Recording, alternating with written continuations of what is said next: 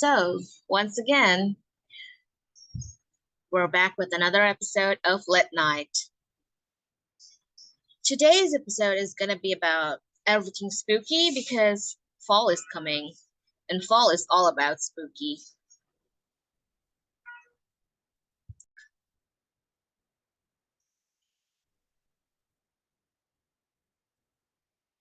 Do I believe in ghosts? No. So, do I believe in supernatural beings? Yes, definitely. I believe in the world of unseen. It's not like what every day happens will anything different, anything anomaly has to be related to the world of unseen, but it definitely exists. You might be able to explain some of the things with science, but here's the thing: science is not concrete constant, it changes. Also, so all these weird stories of possession and everything, how much do I believe it? The thing is, being possessed by supernatural creatures, like demons, what they call it, not is a rare thing. I'm not sure how much rare, but it's pretty rare. Many of the times it seems like that it is some sort of mental illness. Although I'm not an expert, so I shouldn't say much about it, but I believe in supernatural creatures and, jinns. So I'll talk about my stories, which are not necessarily jinn related, but I had some strange experience my whole life, especially when I was in university. So the dorm we lived in, uh, at first we lived in the temporary dorm, which was a few bungalows. So we used to live in bungalows. And people used to say that there are like weird things happening, although I never saw anything. But here's the thing about supernatural beings and stuff, not necessarily you will see it. Sometimes you can sense it. And that's what happened for me. Like, it's like very eerie and sad. The atmosphere is like very melancholic. It's hard to explain. It's like you can feel it that something is wrong in this place. Like how it shows in like those veteran exorcists or whatever in movies, they when they enter a place and say, oh, this place is filled with bad energy. So it's more of an energy thing, and I wasn't the only one who felt it. Okay, it's not about the bungalow, by the way. So I have heard a lot of weird stories about bungalow, and I did get weird. It did felt weird sometimes, but the more weirder experience would be the next time when I moved into a permanent dorm. Before that, before I go into it, I should talk about some of my favorite tropes in a horror movie. So, in the last episode of Lit Night, I was talking about that I love gothic stories, and there are some things that I love in horror stories, especially when, like something is going to happen, you can feel it, you can sense it. Like you can sense that something is behind you, but when you look back, you don't see anything. So it happens a lot of time.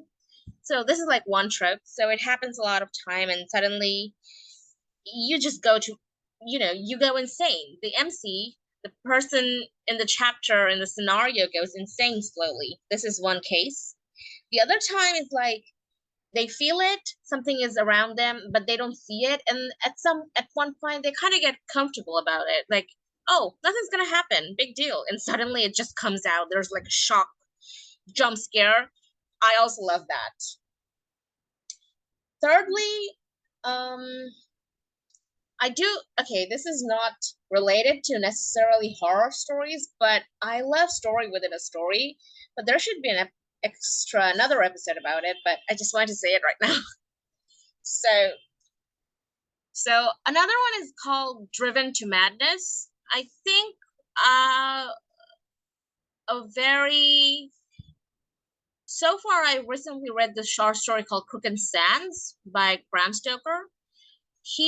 In that story, the main character was driven to madness. So one of the things I've noticed in many of the stories, like it's like at first nothing happens, then altogether you see one or two small signs, and suddenly it gets bigger. I also like that sort of gradual build up. So, is there anything else I want to talk about? Oh, right. There's another horror trope that is called like the creepy, unsettling feeling. Nothing big is gonna happen, but it's like you can sense it. Yeah, I guess you can say that this sort of experience is related, kind of similar to what I felt when I was in the dorm in my university. It was kind of creepy. Okay, here's an interesting urban legend in our country, in the place where I live. So whenever it's 3 a.m. at night, man, it's like in any building you live in, at 3 a.m. at night, suddenly you start hearing this sound from upstairs, the apartment upstairs. You hear this sound of, I'm not sure what to call it in English. It's kind of similar to a metallic mortar and pestle, like the kind of device you use to churn or powder spices. So, yeah, in our country, we have a device like that. So, whenever it's 3 a.m. and suddenly you hear the sound and you don't know who's making it, in college and high school I was talking about it suddenly, and many of my classmates and friends, they said that yes, they have had similar experiences and nobody knows who makes that sound. This is like one of those mysteries that no one knows. Interesting. Okay, so um back to my dorm related experiences. So I used to live in the level 3 in the what is it called, the totally the one at the west side. My room was like at the total west side of the building, and it was close to washroom. And there were like two big common washroom, like there are like a bunch of cubicles and stuff on the east side and the west side. So the west side washrooms were necessarily that clean for some reason. The ones who maintain that building, for some reason, they don't go to the west side because the entrance is at the east side. So it was a bit dirty.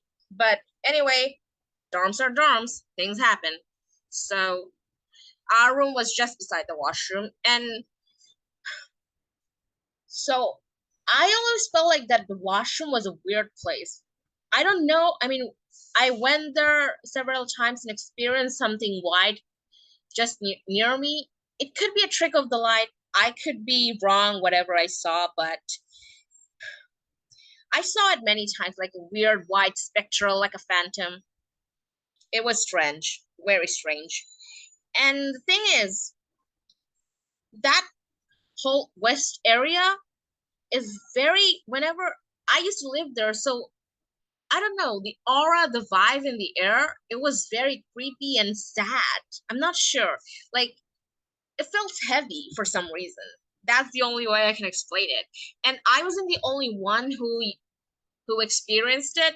Like in my junior year, I had a new roommate, and she used to live in the east side of the level 3 at first, but then she changed rooms, and she said the same thing, that there's something wrong with the washroom and in the entire area. So we used to joke about it, like, there's jinns, like jinns, not like the movie Dub Bear Sickin, but jinns in real, the supernatural creatures that we have never seen actually. So we used to talk about it. So here's the thing. Uh my roommates and we're like caffeine people. Our room smelled like coffee the most because two of my roommates were like coffee connoisseur, I guess. They drink a lot of coffee, so our room smells like coffee. And I was like a tea person. Anyway, so since there were like lids of coffee smell, even when on weekends, the room smelled like coffee, even when there aren't anyone in the room. And I used to live in the dorm in the weekends because I wanted to stay alone. Otherwise, it's like for an introvert like me, I had to recharge and I didn't want to go home and, like go through this tedious journey of like so many, just, I guess it takes like 1 to 3 hours depending on traffic jam if I have to go home. So I stayed in the dorm in the weekends, and even in this empty room there were still coffee smells, and sometimes it was strange, like suddenly out of nowhere we used to smell coffee, so it became an inside joke among our roommates, like, the gins love coffee, so there's like a fun thing. And other than that, it was really spooky. I mean, my roommate, it's actually Nick's, by the way. You have, if you check out our website on the bio, Nyx is one of the ladies. Yes, we used to write a lot at sometimes. There were like writing sessions, me and Nyx and many other in our room. We had four altogether. We were four roomies. So Nyx also said the same thing. She felt like there was something wrong in the place. Also,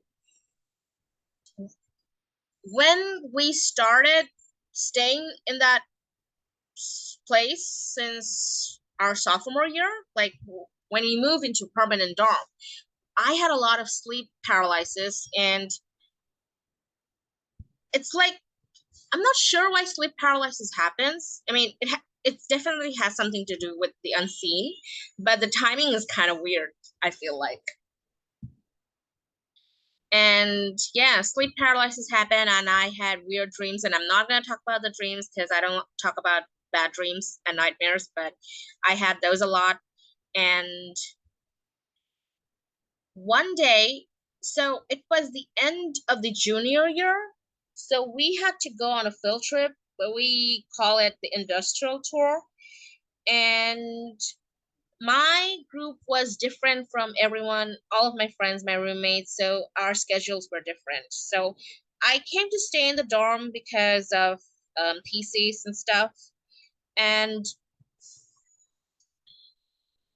so as I stayed there, I didn't know that everyone in the dorm, almost everyone on level 3, where we live, none were there. Everyone went to the field trip, and the ones who didn't have scheduled those days, they didn't have to go on field trip on that day.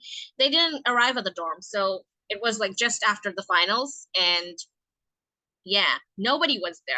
I was the only one on level 3, and I didn't know. So I thought that, yeah, I'm gonna find someone, but it was like a surprise, borderline shock.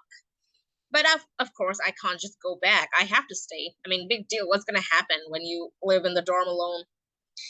And besides, there are like many other students in other levels. Not that much, because only uh the countries other than the host country, students from those countries, they lived in the dorm, and other than that, no one else stayed. And yeah, it was quite deserted. It was weird. So I didn't know. So I arrived at the dorm in the morning, and I thought that, yeah, I'll find someone. So I ended up falling asleep in the afternoon, and when it was evening, in the evening, it's most of the time the switches are turned on by someone. So I came out, and it was like so dark. No, not a single soul was there. Not a single light was on in that entire level 3. And suddenly out of nowhere, even though it was winter, a storm came out. That was so dramatic. So the storm was like going on, and there was so strong wind, and I was in the balcony of level 3, and I was just walking very slowly, so that also I was trying to cover my eyes from for dust. And I was walking, and it was so dramatic. And I don't know, suddenly the air felt, other than the strong gust of wind, it felt so eerie. I feel like I was inside a horror movie. But obviously, life is not a horror movie, and I did turn on the lights, and yeah, I was the only one living in that entire place, and it was quite a big level. Like the whole place is like, there are like 10 rooms, and there are like many block of place to separate east and west wing. And I was like totally at the west, and the entrance is at the east side. So yeah, it felt like a deserted situation. And I was like, fine. I went to the cafeteria. I walked simply, and then I ate, and I came back in the room, and I was busy reading books. Oh, here's a funny thing.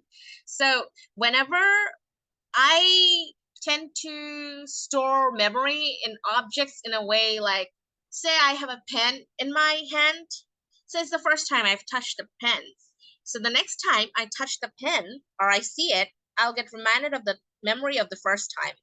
So around that time, I was using a specific smell of chapstick, and it has a very strange smell. And I didn't buy it ever again because it was weird. So um, so whenever I smell that chapstick now, I get reminded of those days, those that winter era of my junior year. So yeah, around that time, I was like, yeah, I'm just gonna. So back to that night, I was busy reading books. I was probably reading this book called My Neighbor Next Door. No, something Boy Next Door. Okay, you know what? I forgot. Whatever, something next door. So um, and I didn't like that book, by the way. And no wonder I don't remember the title. So I was reading, and then I fell asleep, and I woke up around midnight. So I had to pray. I did pray. I did pray in the Maghrib time. I also had to pray for Isha. And when it was Isha time, I did go to washroom. I came back. So my door is always locked because I'm living alone in my room. So